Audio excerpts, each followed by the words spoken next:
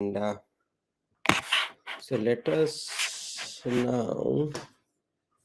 So let me just share the screen, and we will start the Rich Dad Poor Dad. Okay. Okay. Old. In my personal in America, Rich Dad was proud of me. Now the wants. So I it want to be goes free to back a travel the bit. world. The So 10 just steps is the most important. But of all the steps, this step is probably the most difficult to master if it's not already a part of your makeup. I would venture to say that it's the lack of personal self-discipline that is the number one delineating factor between the rich, poor, and middle class. hmm. I do not take the saying, pay yourself first, lightly. The Richest Man in Babylon by George Clason is where the statement, pay yourself first, comes from. Millions of copies have been sold. But while millions of people freely repeat that powerful statement, few follow the advice. For those who do follow it, their financial statement, income statement, and balance sheet shows income flowing into assets and assets supplying income.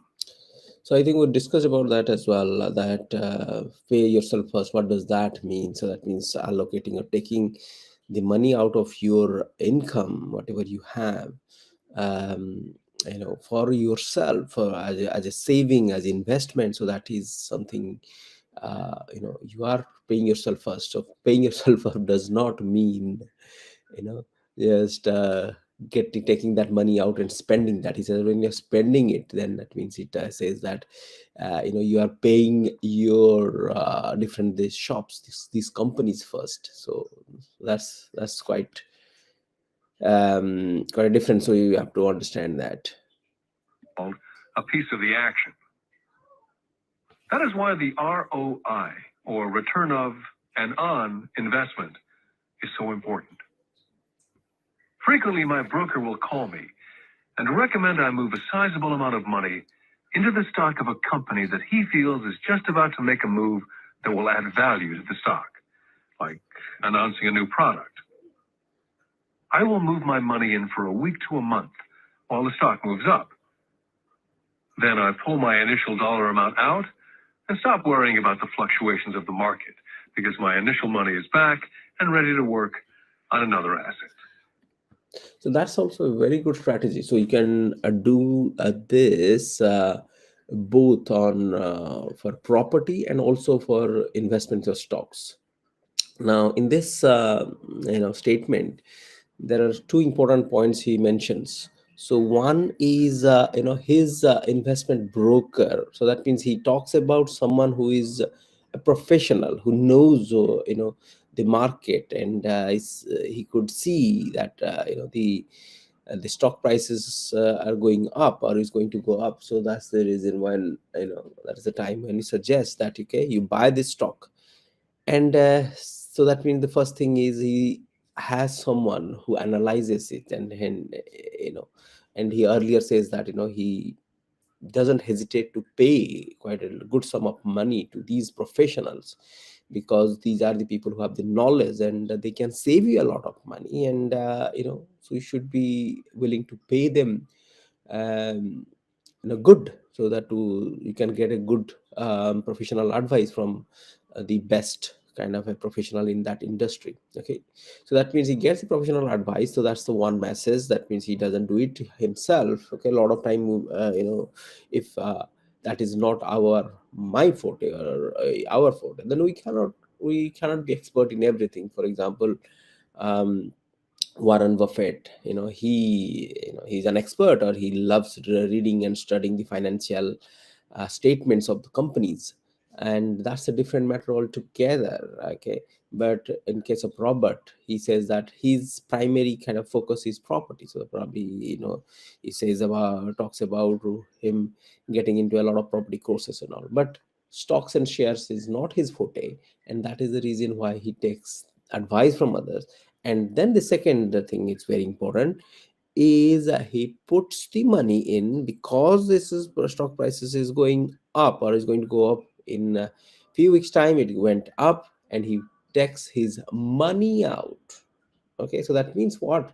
So if you put $100, okay, and then 100 becomes $200, so what he does, he sells and recovers. So that means he gets his $100 back, and the rest 100 is there. So that means he doesn't hold on. So that's another thing, hold on to the entire. He does invest, but his money or seed money is something he takes it out to invest in something somewhere else. Exactly the same strategy you can implement in properties as well.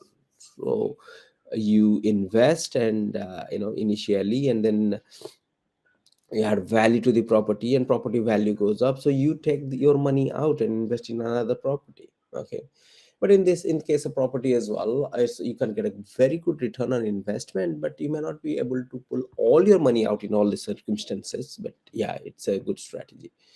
Okay, so let's move on. Use the income from my assets to buy my luxuries. When I wanted to buy a Porsche, the easy road would have been to call my banker and get a loan. Instead of choosing to focus in the liability column, I chose to focus in the asset column.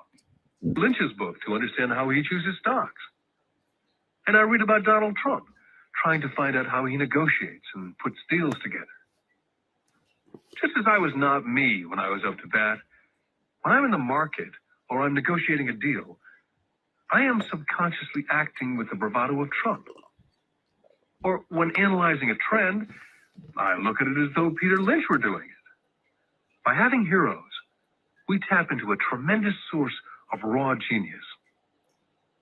But heroes do more than simply inspire us. Heroes make things look easy.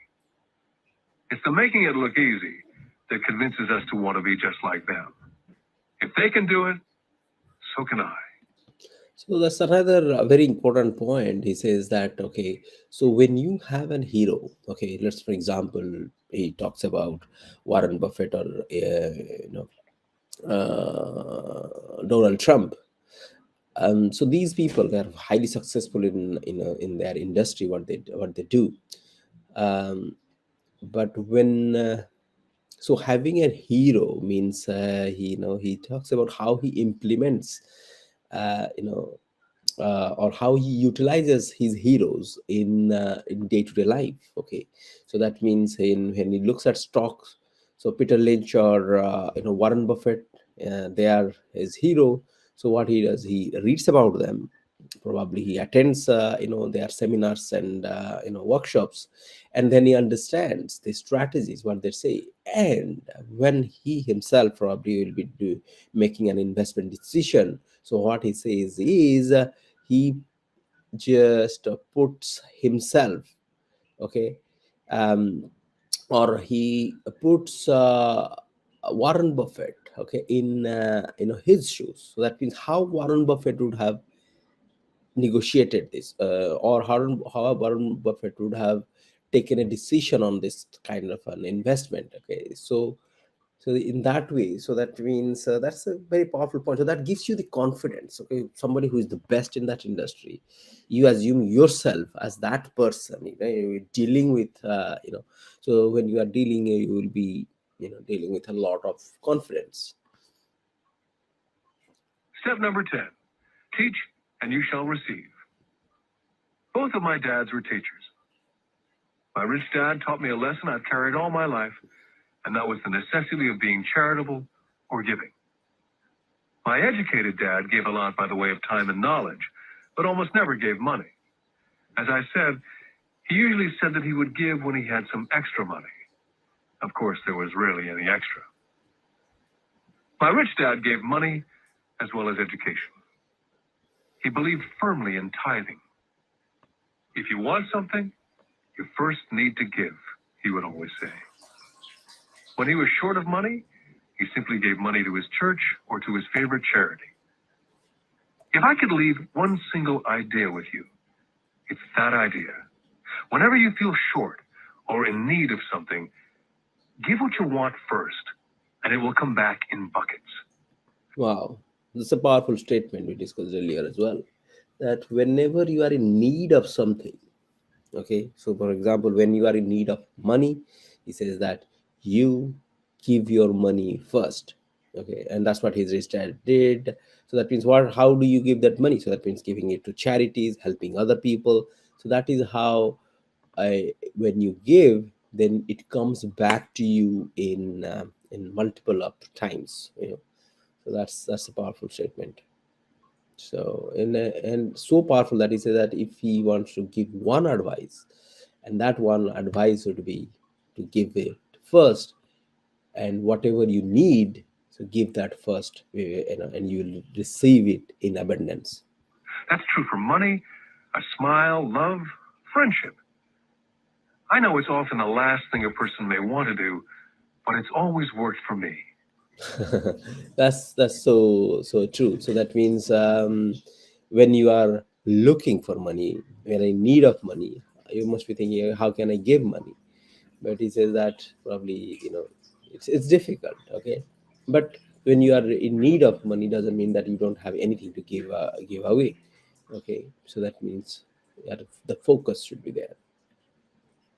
I just trust that the principle of reciprocity is true. And Yeah, so this is called the principle of reciprocity. So what you give, it comes back in manifold. take action. All of you were given two great gifts, your mind and your time. It is up to you to do what you please with both. With each dollar bill that enters your hand, you and only you have the power to determine your destiny. Spend it foolishly, you choose to be poor. Spend it on liabilities, you join the middle class. Invest it in your mind and learn how to acquire assets, and you will be choosing wealth as your goal and your future. The choice is yours and only yours. With every day, with every dollar, you decide to be rich, poor, or middle class. Hmm. Choose to share this knowledge with your children, and you choose to prepare them for the world that awaits. No one else will. You and your children's future will be determined by choices you make today, not tomorrow.